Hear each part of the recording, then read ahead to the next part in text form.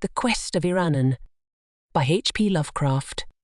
Into the granite city of Teloth wandered the youth, vine-crowned, his yellow hair glistening with myrrh and his purple robe torn with briars of the mountain Sidrak, that lies across the antique bridge of stone. The men of Teloth are dark and stern, and dwell in square houses, and with frowns they ask the stranger whence he had come and what were his name and fortune. So the youth answers, I am Iranon and come from Era, a far city that I recall only dimly but seek to find again. I am a singer of songs that I learned in the far city, and my calling is to make beauty with the things remembered of childhood. My wealth is in little memories and dreams, and in hopes that I sing in gardens when the moon is tender and the west wind stirs the lotos buds. When the men of Teloth heard these things, they whispered to one another.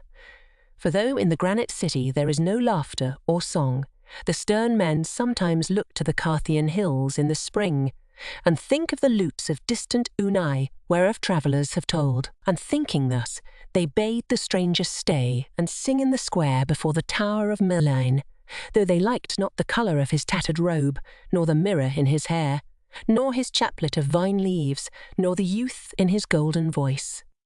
At evening Iranon sang, and while he sang an old man prayed, and a blind man said he saw a nimbus over the singer's head. But most of the men of Teloth yawned, and some laughed and some went away to sleep, for Iranon told nothing useful, singing only his memories, his dreams, and his hopes. I remember the twilight, the moon and soft songs, and the window where I was rocked to sleep.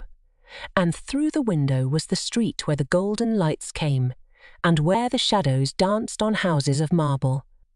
I remember the square of moonlight on the floor, that was not like any other light, and the visions that danced in the moonbeams when my mother sang to me. And too, I remember the sun of morning bright above the many-coloured hills in summer, and the sweetness of flowers born on the south wind that made the trees sing. O Era, city of marble and beryl, how many are thy beauties! How loved are the warm and fragrant groves across the hyaline Nithra and the falls of the tiny Cray that flowed through the verdant valley. In those groves and in that vale the children wove wreaths for one another, and at dusk I dreamed strange dreams under the yeth trees on the mountain as I saw below me the lights of the city, and the curving Nithra reflecting a ribbon of stars. And in the city were palaces of veined and tinted marble, with golden domes and painted walls and green gardens with cerulean pools and crystal fountains. Often I played in the gardens and waded in the pools and lay and dreamed among the pale flowers under the trees. And sometimes at sunset I would climb the long hilly street to the citadel and the open place and look down upon Era, the magic city of marble and beryl, splendid in a robe of golden flame. Long have I missed thee, Era, for I was but young when we went into exile. But my father was thy king, and I shall come again to thee, for it is so decreed of fate. All through 7 lands have I sought thee, and some day shall I reign over thy groves and gardens, thy streets and palaces, and sing to men who shall know whereof I sing, and laugh not nor turn away. For I am Iranon, who was a prince in Era. That night the men of Teloth lodged the stranger in a stable, and in the morning an archon came to him, and told him to go to the shop of Aethurc the cobbler, and be apprenticed to him. But I am Iranon, a singer of songs, he said, and have no heart for the cobbler's trade. All in Teloth must toil, replied the archon, for that is the law. Then said Iranon, Wherefore do ye toil? Is it not that ye may live and be happy? And if ye toil only that ye may toil more, when shall happiness find you? Ye toil to live, but is not life made of beauty and song? And if ye suffer no singers among you, where shall be the fruits of your toil? Toil without song is like a weary journey without an end. Were not death more pleasing? But the archon was sullen and did not understand, and rebuked the stranger. Thou art a strange youth, and I like not thy face nor thy voice. The words thou speakest are blasphemy, for the gods of Teloth have said that toil is good. Our gods have promised us a haven of light beyond death, where there shall be rest without end, and crystal coldness amidst which none shall vex his mind with thought or his eyes with beauty. Go there then to Athok the cobbler, or be gone out of the city by sunset. All here must serve, and song is folly. So Iranon went out of the stable and walked over the narrow stone streets, between the gloomy square houses of granite, seeking something green in the air of spring. But in Teloth was nothing green, for all was of stone. On the faces of men were frowns, but by the stone embankment along the sluggish river Zuro sate a young boy with sad eyes gazing into the waters to spy green budding branches washed down from the hills by the freshets. And the boy said to him, "Art thou not indeed he of whom the archons tell, who seekest a far city in a fair land? I am Romnod, and born of the blood of Teloth, but am not old in the ways of the granite city, and yearn daily for the warm groves and the distant lands of beauty and song.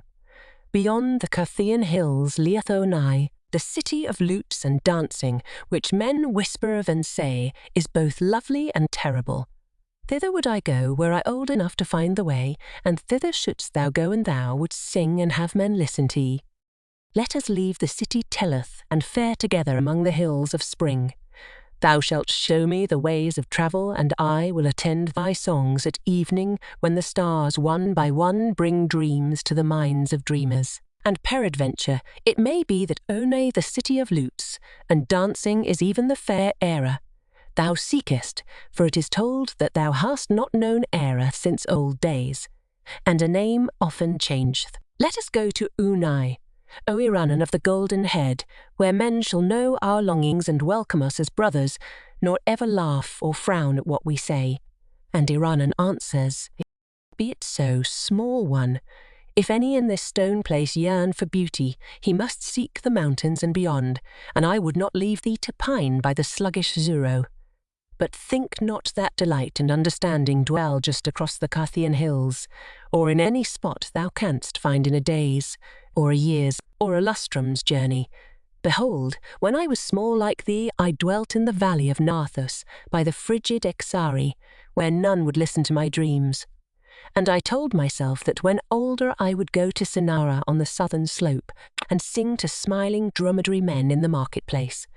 But when I went to Sinara, I found the dromedary men all drunken and ribald, and saw that their songs were not as mine.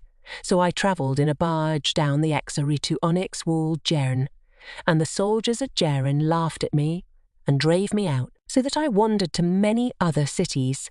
I have seen Stethalos that is below the great cataract, and have gazed on the marsh where Sarnath once stood. I have been to Thraera, Ilarnek, and Cadathron on the winding river Ai, and have dwelt long in Olatho in the land of Loma. But though I have had listeners sometimes, they have ever been few, and I know that welcome shall await me only in Era, the city of marble and beryl where my father once ruled as king. So for Era shall we seek, though it were well to visit distant and lute-blessed Onai across the Carthian hills, which may indeed be Era, though I think not. Ira's beauty is past imagining, and none can tell of it without rapture, whilst of Onai the camel-drivers whisper leeringly. At the sunset Iranon and small Romnod went forth from Teloth, and for long wandered amidst the green hills and cool forests. The way was rough and obscure, and never did they seem nearer to Onai the city of lutes and dancing. But in the dusk, as the stars came out, Iranon would sing of Era and its beauties, and Romnod would listen, so that they were both happy after a fashion. They ate plentifully of fruit and red berries, and marked not the passing of time, but many years must have slipped away. Small Romnod was now not so small, and spoke deeply instead of shrilly, though Iranon was always the same, and decked his golden hair with vines and fragrant resins found in the woods. So it came to pass one day that Romnod seemed older than Iranon, though he had been very small when Iranon had found him watching for green budding branches in Teloth beside the sluggish stone-banked Zuro. Then one night when the moon was full, the travellers came to a mountain crest and looked down upon the myriad lights of Onai. Peasants had told them they were near, and Iranon knew that this was not his native city of Era. The lights of Unai were not like those of Era, for they were harsh and glaring, while the lights of Era shine as softly and magically as shone the moonlight on the floor by the window where Iranon's mother once rocked him to sleep with song.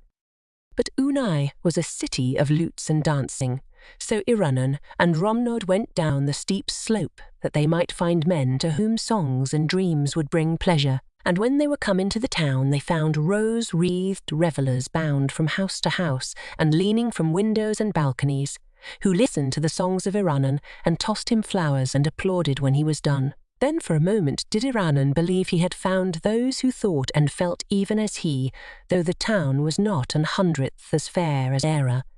When dawn came, Iranon looked about with dismay, for the domes of Unai were not golden in the sun, but grey and dismal, and the men of Uone were pale with revelling and dull with wine, and unlike the radiant men of Era. But because the people had thrown him blossoms and acclaimed his songs, Iranon stayed on, and with him Romnod, who liked the revelry of the town and wore in his dark hair roses and myrtle. Often at night Iranon sang to the revellers, but he was always as before, crowned only with the vine of the mountains and remembering the marble streets of Era and the hyaline Nithra. In the frescoed halls of the monarch did he sing, upon a crystal dais raised over a floor that was a mirror, and as he sang he brought pictures to his hearers till the floor seemed to reflect old, beautiful and half-remembered things instead of the wine-reddened feasters who pelted him with roses. And the king bade him put away his tattered purple, and clothed him in satin and cloth of gold, with rings of green jade and bracelets of tinted ivory, and lodged him in a gilded and tapestried chamber on a bed of sweet-carven wood with canopies and coverlets of flower, embroidered silk. Thus dwelt Iranon in Unai, the city of lutes and dancing.